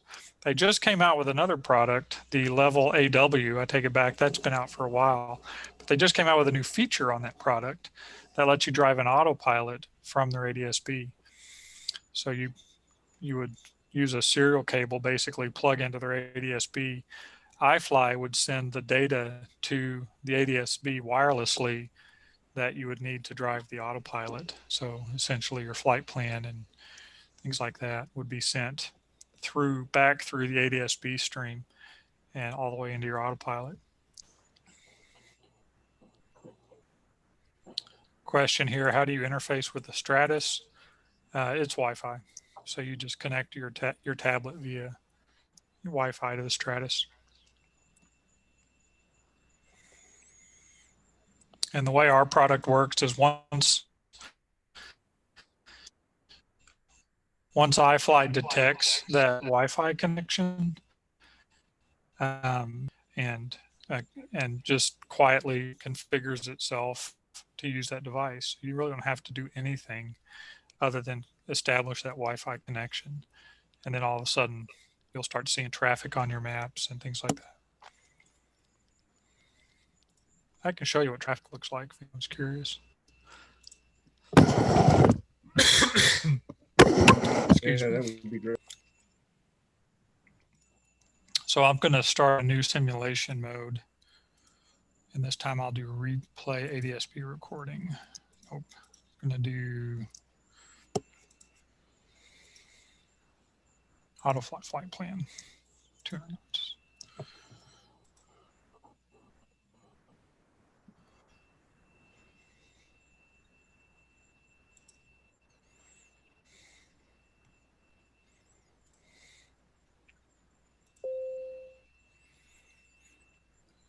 So if I did this right, I think I must not have done something right. Include demo traffic.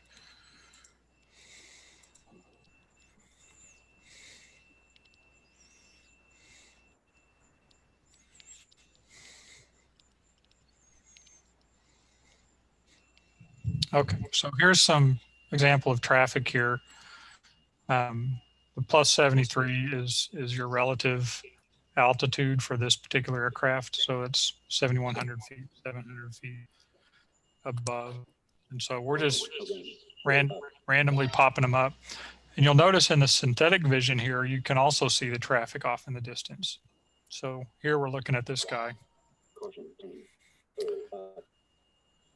And it's going to be, these traffic icons are red on the left, red on the left, green on the right, and white on the back, just like actual traffic.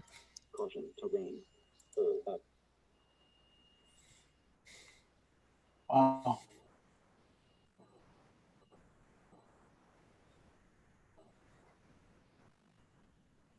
You'll notice our terrain highlights here are kind of flashing just to make them stand out a little bit, but it's can zoom in to get a visual of the corridor that we're flying through here. So we're flying through this little yellow area. Still pretty low, but at least you can see at a glance, there's an outlet in front of me.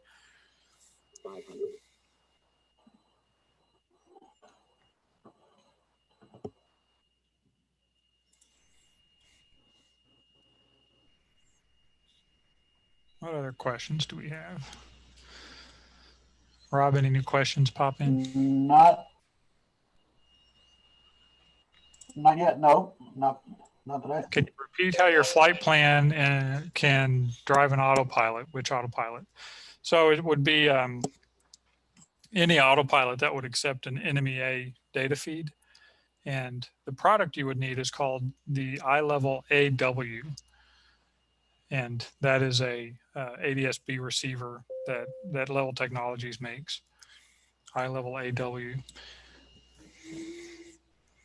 Yeah, and it's essentially you would just run a wire from the Level AW to your autopilot. Caution, terrain, some grade. And it looks like we're losing some people. I've seen several all good night must go. What time do the meetings usually go to? I was just going to say, we're coming up on 9 o'clock, and I thought I might stop the recording at 9. We've got 3 minutes left to go. But we can keep the meeting going, no sweat. So on the interface between IFly, this is actually really intriguing. The interface between IFly and an autopilot, you said it's an autopilot and the iLevel AW. Right. I'll go back and look into that some more, but because we have 3 different autopilots coming for the Comanche, and we also have Comanches that don't necessarily have major upgrades done to GPS yet, this seems like an intriguing way to add capability much sooner than some people might otherwise be able to do if they're on a budget. And that's part of the reason I'm drilling down. But you said the autopilot needs to be able to accept a particular type of data stream? NMEA data stream, but that is a standard GPS data stream. Oh, okay. Most autopilots can accept, an external GPS, and that data stream is called NMEA. Okay. So yeah, it's the same thing as plugging it into, a Garmin handheld GPS or an iFly portable unit, because our 740B can also drive your autopilot directly. Now, I don't know what the FAA's thoughts are on plugging a portable unit into a certified autopilot. My understanding is it's fine if you're VFR. Okay. But I'll try to double check on that. I know that in speaking with, so one of the certification projects underway where this specifically came up is the ProPilot, which came out of the experimental market. It's a Trio ProPilot. And I was just talking with the person who certified for the Cherokees. In other words, if you want to get, these autopilots, you get like the STC for the autopilot, and then you start adding aircraft to the AML, the approved whatever list. So the person mentioning this said, yes, you can have a certificated ProPilot autopilot installed and approved in the aircraft and connect it to a handheld or portable GPS and go out and fly. And apparently, as long as you're VFR, I don't know if anybody can comment on this, but apparently as long as you're VFR, that's okay. You're still PIC, you're still responsible for making sure that, all the right PIC things happen. You just have a lower workload. I know we have a lot of customers that do it. So As far as I know, they're legal as long as they do their proper PIC things. yeah. But it's important because I hadn't, most people I don't think are aware of this option. I mean, yes, you've got a lot of customers that do it, but part of what we're trying to do is to expand knowledge about, what we're required to do by regulation so that we can stay legal, but also what are available options so that we can fly more efficiently with better educated pilots and more safely. Yeah. I think So at this is the point, kind of stuff where my ears perk up. Go ahead, Pete. I think at this point, I'm going to ask if I can stop the recording. CJ, you're a co-host, so you get the. I'll let you be the keeper of the Zoom, and I will. Okay, can I you? will say Am I definitely still a co-host? You are currently right now. You are a co-host, and so is Piper Comanche. Okay, thanks. So I will say Great. goodnight myself. Thank you very much for this wonderful, for me, very wonderful and educational opportunity to see this stuff. And I think I'm probably going to try the 30-day trial. Great. So good night. Thank you, for me. Pete. Appreciate the opportunity. Have a great night. So what? Thanks. Into the 30-day trial. I missed